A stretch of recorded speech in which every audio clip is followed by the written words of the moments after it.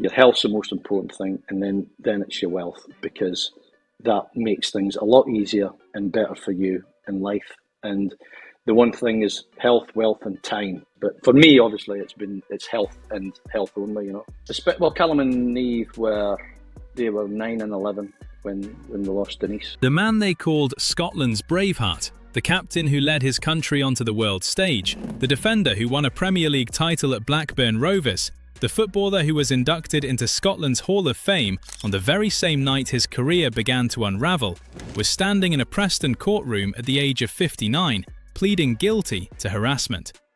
Somewhere in the British tabloids, they called him the biggest drunkard in football.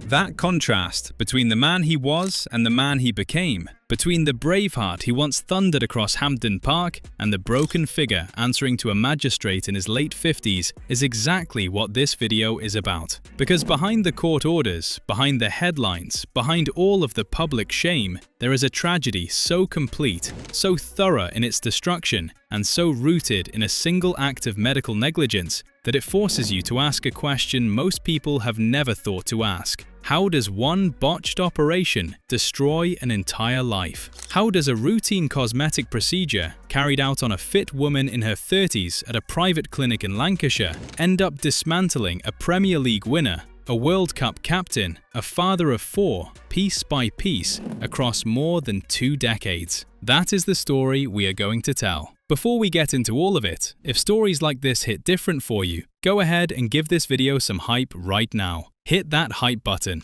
Let us know this kind of real storytelling matters to you. So how did the man called Braveheart end up here? On July 30th, 2025, Colin Hendry appeared at Preston Magistrates Court. He was 59 years old. The charge was harassment of a former partner. He pleaded guilty. The offending took place between May 29th, 2024 and July 4th, 2024. 6 weeks. A 6-week campaign of contact. Not a moment of weakness. Not a single bad night. Not a misunderstanding between 2 people who had once been close. A sustained, deliberate, and calculated 6-week pattern of behavior that made a woman afraid to leave her own home. The details that came out in court were grim. When the woman blocked his number, Hendry switched to calling from a no-caller ID line so she could no longer screen him out. When she stopped responding to his emails from one account, he created multiple new ones and kept on sending them. He attempted to reach her through LinkedIn,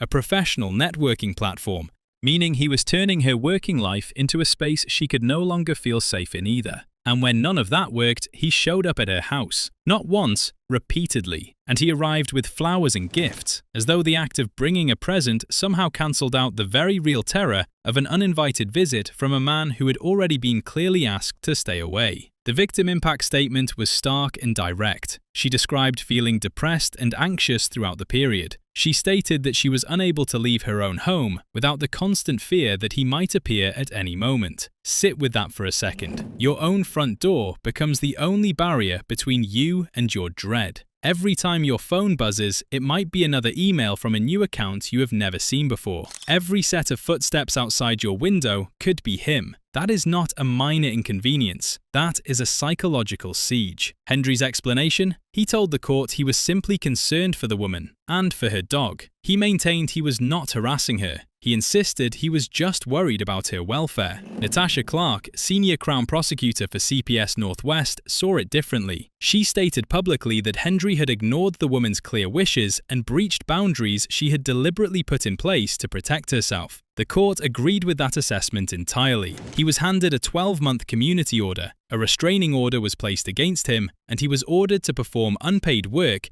and to complete a behavioural change course. This was not the first time he had stood in a courtroom on charges like these. Not even close to the first time. In 2015, exactly the same scenario had played out with a different woman. Same pattern of contact. Same inability to accept that the relationship had ended. Same criminal outcome. A decade had passed between those 2 convictions, and nothing had fundamentally changed. That repetition is not just troubling, it tells us everything we need to know about what Colin Hendry has never managed to resolve inside himself. But to understand that, you need to go back, all the way back to who he was before any of this began. To understand how far Colin Hendry fell, you first have to understand how high he stood and he stood very, very high. The nickname was never handed to him casually. Braveheart stuck because it was earned and because it was accurate. Hendry was not the most technically gifted defender of his generation. He was never going to win prizes for elegant footwork or subtle distribution, but he was, by almost any meaningful measurement, one of the most committed, most physically imposing, and most psychologically formidable defenders in British football throughout the 1990s. He threw himself into challenges with a ferocity that made forwards think twice before they even received the ball. He organised defences with genuine authority. He read the movement of the game with the instincts of someone who had spent years studying every trick an attacker might try. And he did all of that consistently, at the very top level of the game, week after week, season after season,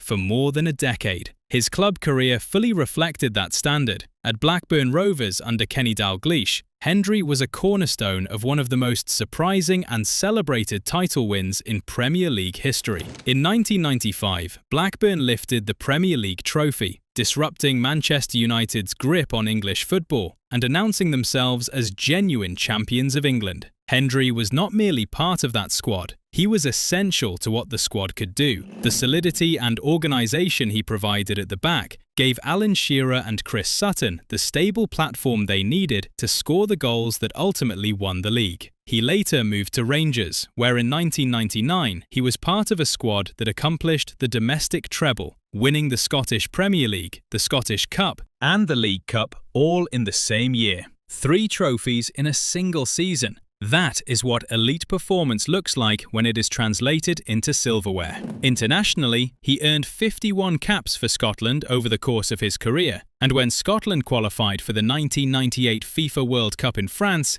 it was Colin Hendry who wore the captain's armband. He led his country onto the biggest stage that football has to offer. For a man from Keith in Banffshire, that moment represented everything. His name in the history books, his face on the national back page, his legacy, or so it seemed, sealed. At that point in the late 1990s, Hendry appeared to have everything a footballer could want: the medals, the caps, the recognition. He was married to Denise, they had 4 children together, and by every visible measure, his life was precisely the kind of life that boys across Scotland grew up dreaming about. But there were signs, even at the height of all of that success, that something beneath the steel exterior was more fragile than anyone suspected. His intensity occasionally tipped over a line. His competitive drive sometimes outran his judgment. And in 2001, that fragility made its first very public appearance. Not in his personal life, on the pitch. In a match that should have been one of the proudest and most celebratory nights of his entire career. October 2001,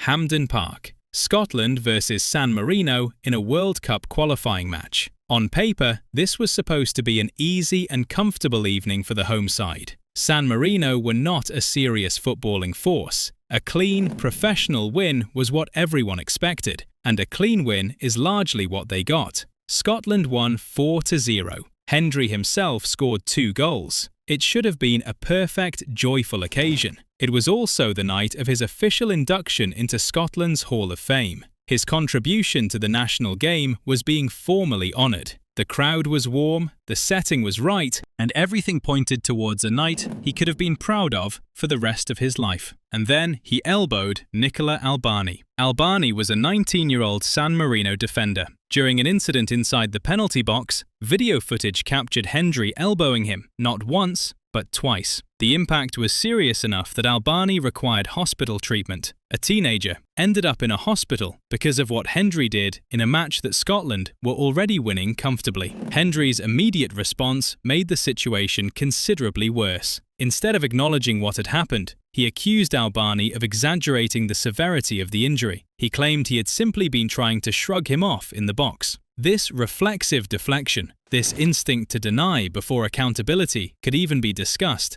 was not a flattering response from someone being simultaneously celebrated as a national hero that same evening. FIFA did not accept his account. They handed Hendry a 6-match ban for violent conduct and a fine of 10,000 Swiss francs. The Scottish Football Association appealed the ban, arguing it was disproportionately harsh. The appeal had some effect. and the suspension was reduced to 3 matches. But the reduction came too late to save anything meaningful. At 35 years old, missing even 3 qualifying matches was effectively the end of his international story. He would never pull on the dark blue shirt again. 51 caps, a Hall of Fame induction, and a final act on the international stage that involved elbowing a teenager and then insisting it was the teenager's fault. It was the first warning, not proof of a broken man, but clear early evidence of how Colin Hendry sometimes responded when things went wrong. Denial first, consequences second. After the international curtain fell in that manner,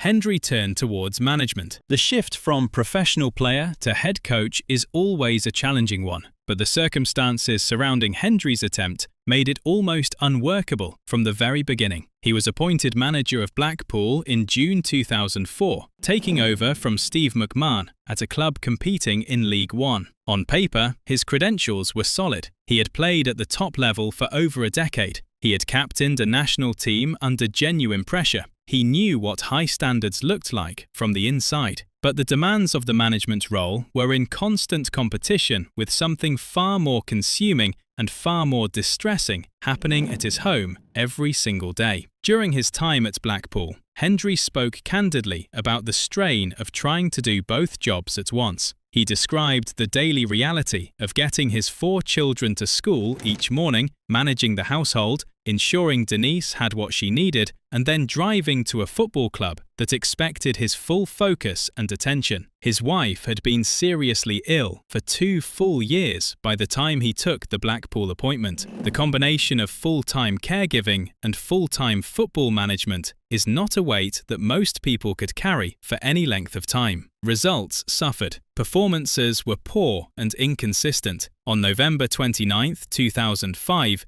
Hendry was dismissed from the role. He briefly found work as an assistant to Steve Evans at Boston United, keeping himself connected to the game at a lower intensity level. But the head coaching ambition had not gone away. Then came Clyde. In June 2007, Hendry was appointed manager of the Scottish First Division side, and for a brief period, it genuinely looked like he had found his footing. Clyde put together a 6-game unbeaten run under his direction. There was momentum. There was a sense that this might actually work. And then Denise got significantly worse again. In late 2007, she was diagnosed with a dangerous high temperature and suspected blood poisoning, traced directly back to complications from the original surgery 5 years earlier. She required immediate hospitalization. Hendry could not stay. On January 18, 2008, he resigned as manager of Clyde on compassionate grounds, stating simply that his wife's health and his family had to come first. That resignation ended his career in management. He would never lead a first team again. From that point forward, every waking hour was devoted entirely to Denise. For the final year of her life, he was her carer,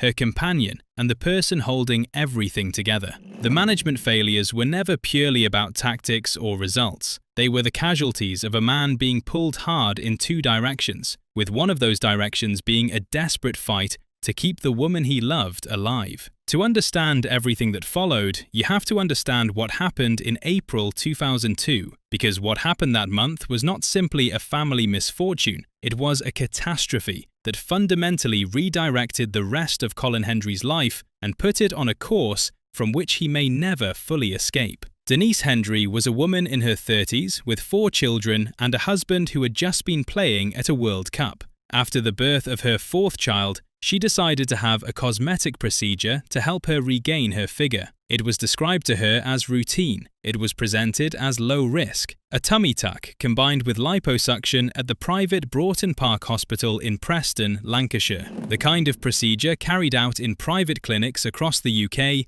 every single week. She went in expecting to come out fine. She did not come out fine. The surgeon performing the procedure was named Dr. Gustaf Aniensen. During the operation, Dr. Aniensen punctured Denise's bowel and colon 9 separate times. 9 times. This was not a minor complication. This was not an unfortunate but rare surgical mishap. This was catastrophic and inexcusable negligence. The kind of damage that should be impossible to cause once during a cosmetic procedure on a fit young woman, let alone 9 times across the same operation. The immediate physical consequences were devastating. 2 days after the procedure, Denise became critically ill. She had developed septicemia, which is blood poisoning, alongside multiple organ failure. Her body was shutting down from the inside. She had been discharged following the initial surgery, returned to her home and her family, and within 48 hours she was in crisis. In May 2002, just weeks after the procedure that was supposed to be over in a matter of hours, Denise underwent a 16-hour emergency operation to try to stabilize her condition and repair the catastrophic internal damage. 16 hours on an operating table, working backwards from a simple cosmetic procedure.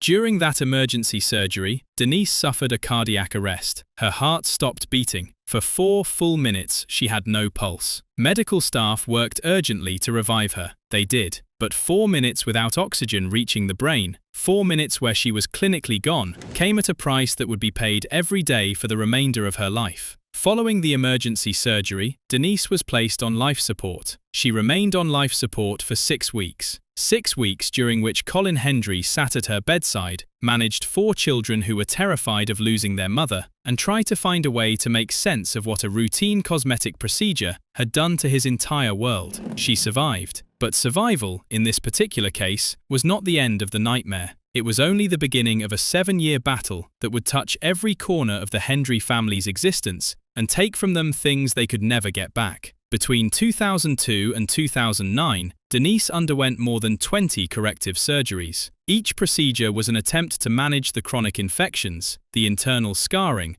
the compounding damage left behind by those 9 original punctures. Each one carried its own surgical risks. Each one demanded another period of hospitalization, another recovery, another round of complications, another stretch of uncertainty for a family who had not been given a single genuinely normal week in years. For Colin, the transformation in identity was total and disorienting. He had spent his professional life as a man defined by physical control, by dominance, by the ability to impose order on a chaotic situation. He was the last line of defense. He was the wall. And now he was watching his wife suffer from damage he could not fix, could not tackle, could not stop from progressing. He was a carer. He was a father juggling hospital corridors with school drop-offs. He was a man watching the person he had built his life with deteriorate, month after grinding month, year after exhausting year, without any power to change the outcome. The psychological cost of sustained caregiving at that level over 7 consecutive years is genuinely difficult to put into words. 7 years of living in a permanent state of underlying crisis. 7 years of never knowing whether this hospital admission is the final one or whether there will be another one within months. 7 years of setting your own grief, your own needs, your own sense of identity entirely to one side because someone else's survival always has to take priority. And the financial and legal context offered no comfort whatsoever. The legal action against Dr. Anianson and the hospital eventually produced a damages settlement. In 2006, the Hendrys received approximately £300,000 in compensation. Against the totality of what had happened, against the years of lost income, the relentless medical costs, the profound damage to 4 children's childhoods, and the sheer scale of the suffering involved, £300,000 was inadequate by any reasonable standard of justice. More troubling still was what happened to Dr. Anianson himself. He voluntarily removed himself from the General Medical Council's register and stopped practicing medicine in the United Kingdom. He was not struck off following a public disciplinary hearing. He did not face the kind of prolonged professional accountability process that the Hendry family were subjected to every time their story appeared in the press. He simply chose to deregister and left. The regulatory system in that industry at that point in time did not have the mechanisms needed to force him to face anything more than he was willing to face voluntarily. A surgeon punctured a patient's bowel 9 times during a cosmetic procedure, and his principal consequence was that he chose to stop practicing in one country. That inadequacy of response is staggering. This is one of the truths that Denise's story drives into the light. The cosmetic surgery industry in the early 2000s was operating without sufficient regulation. Procedures that permanently altered and endangered people's bodies were being carried out by surgeons who were not being held to a rigorous enough standard. When things went wrong on a catastrophic level, the routes to accountability were thin and inadequate. The Hendry family received a fraction of what any honest calculation of their loss would demand, and the man whose negligence had started all of it walked away from the country without meaningful professional consequence. In 2009, Denise was admitted to Salford Royal Hospital for what everyone hoped would be a final attempt at reconstructive surgery on her abdomen. After 7 years of living with the damage from those 9 punctures, this operation was meant to give her some genuine quality of life back. After every procedure she had survived, every infection she had fought through, every crisis she had come back from, this was supposed to be the beginning of something better. It was the end instead. During her 11-week stay at Salford Royal, Denise contracted a meningitis-type infection. Her body, devastated by 7 years of repeated surgery and persistent chronic illness, was not strong enough to fight it off. On July 10, 2009, Denise Hendry died. She was 43 years old. She left behind 4 children and a husband who had watched her suffer every single day for 7 years. That is the truth. That is the reality that Denise's life and death forces us to confront, not just about Colin Hendry, but about what happens when medical negligence is allowed to walk away, when an industry is not regulated tightly enough to protect the people inside it, and when a family is left to absorb the full and permanent cost of someone else's catastrophic failure. July 10, 2009 is not just a date of grief, it is a pivot. Everything before it was defined by the fight to keep Denise alive. Everything that followed was shaped by what Colin chose to do with a grief that had been quietly mounting inside him since 2002 without ever being properly processed or addressed. What is rarely talked about with long-term caregivers is how much of their own emotional life goes underground during the caregiving years. When someone you love is critically ill for 7 years, you do not stop and grieve the incremental losses as they happen. You cannot afford to. You get up and you do what needs to be done. The grief accumulates in silence, stored away, and it waits until the moment when there is no longer a reason to keep pushing it down. For Colin Hendry, that moment came on July 10, 2009, and what followed showed just how much had been stored.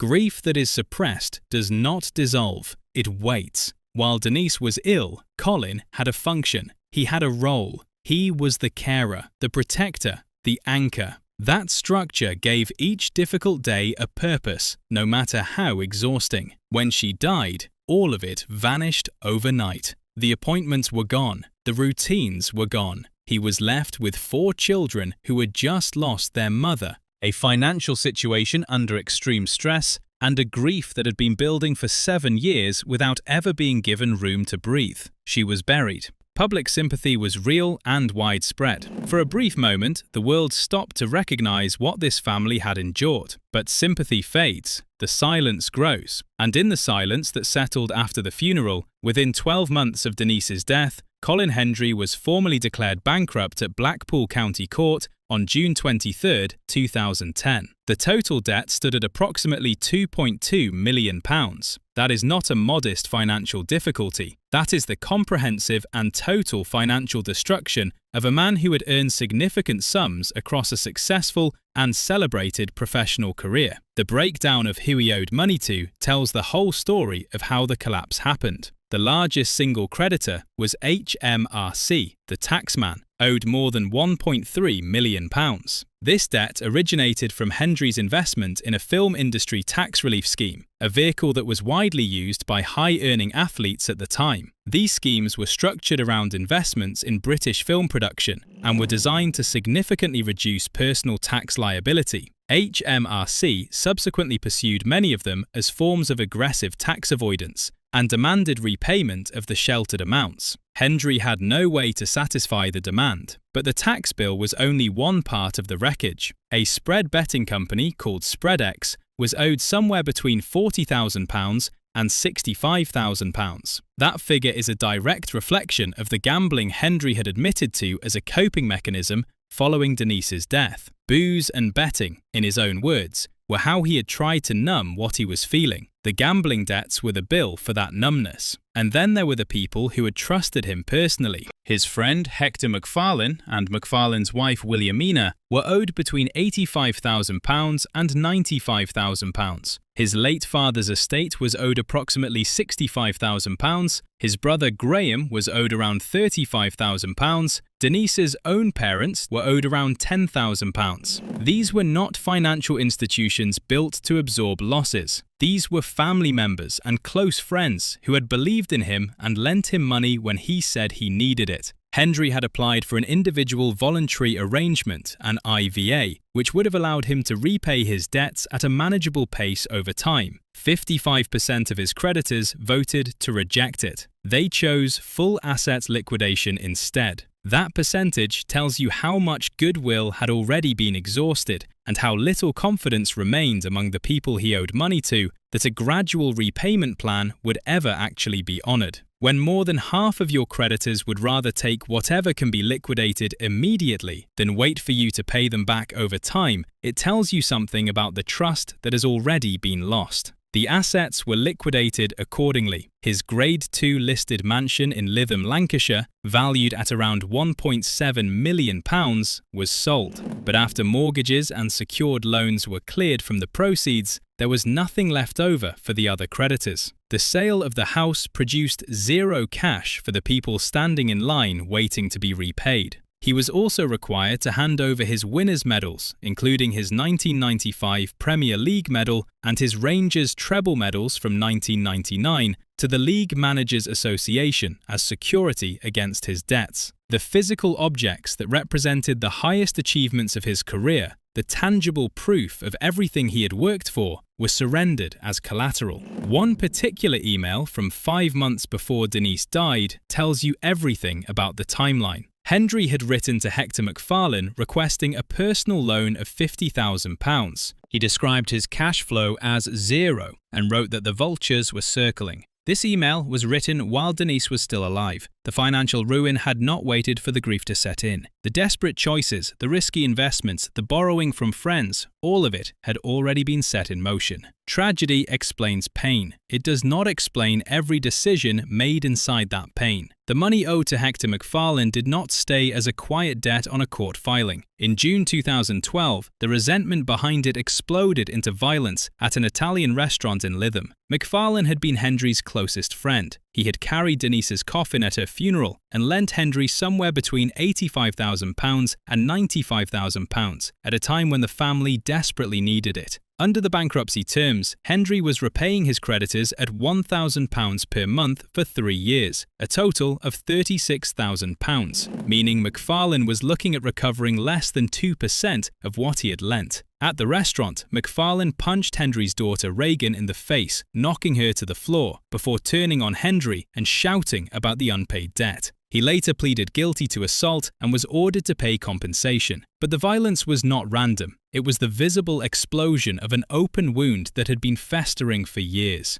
A friendship that started with loyalty and generosity had ended in a screaming altercation and a punch thrown at a young woman in a restaurant. Money pressure does not just ruin finances, it poisons the people closest to you. By 2015, Hendry had moved past the immediate bankruptcy into what might have looked like a new beginning. He had entered a relationship with a beautician named Sarah Kinder. When that relationship ended in early 2015, Hendry did not handle it with any grace or acceptance. He began sending messages, up to 10 a day, all unwanted, to a woman who had made absolutely clear the relationship was finished. He sent numerous emails. He made uninvited visits to her home. On one occasion, he walked in through an unlocked front door without any invitation. He threw stones at her bedroom window in the early hours of the morning to force her attention, and he did it twice. He bombarded her with contact, to the point where a harassment order was issued against him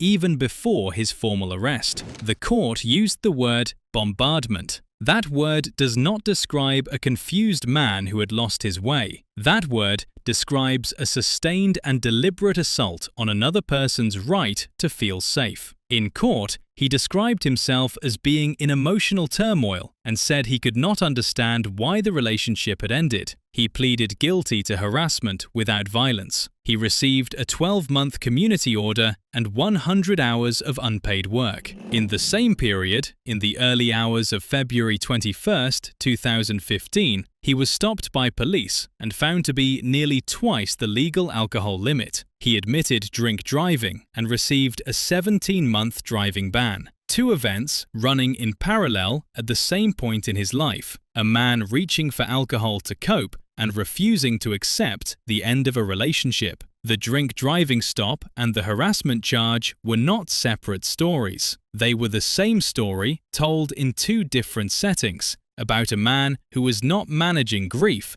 and was not managing rejection, and whose choices were making other people pay the price. The victim of his behavior deserves to be the center of this part of the story, not his history, not his grief, not his medals. His pain does not give him the right to make another person afraid to leave their home. That line is not ambiguous. That line is clear, and he crossed it. So what is the truth that this story finally reveals? Part of it is about the cosmetic surgery industry and the regulatory failure that allowed Dr. Annie Anson's negligence to escape meaningful consequence. Denise's daughter Reagan has spoken publicly since about the urgent need for tighter regulation of cosmetic procedures. She turned her mother's death into advocacy and into a genuine push for the kind of oversight that might protect other women who walk into clinics today. That is Denise's real legacy, not the botched surgery, not the 7 years of suffering,